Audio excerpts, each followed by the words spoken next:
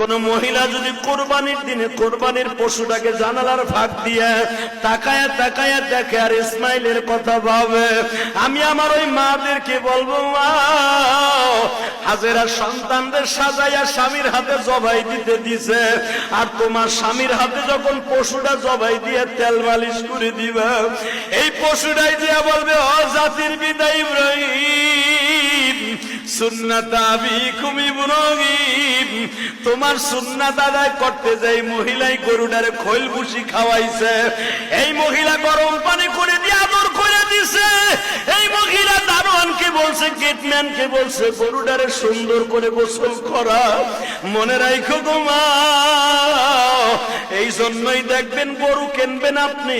গরুটার তদারকি দিয়া দিবেন আপনার বিবির আন্ডারে। আপনার বিবি যদি এই গরুটারে তেল মালিশ করে দেয়, গরম পানি করিয়া দেয়, একটু